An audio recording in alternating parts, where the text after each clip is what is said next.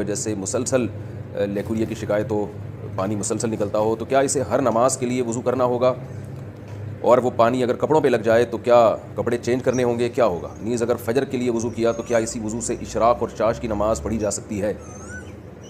ये मसला ये है कि देखें, इससे इस पानी के निकलने से वज़ू बहरहाल टूट जाता है। ख़वातीन को जो मेंसेस के अयाम में जो मेंसेस आते हैं ना, वो तो मेंसेस हैं, उनमें तो नमाज भी माफ़ है, रोज़ा भी माफ़ है। रोज़े की क़ज़ा करनी पड़ेगी, नमाज की क़ज़ा नहीं करनी पड़ेगी।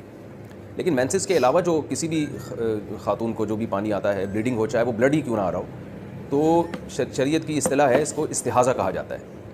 इस्तिहाज़ा का मतलब ये कि मेंसेस के अलावा जो ब्लीडिंग हो रही है या और भी कोई भी नाजासत जो निकल रही है, वो सब इस्तिहाज़ा ही के हुक्म में आती है। तो उसमें शरीयत का हुक्म ये है कि औरत पर लाजिम है कि वो अपने कपड़ों को भी पाक करे और अपने जिस्म को भी पाक करे और प्रॉपर वज़ू करके नमाज़ें पढ़े।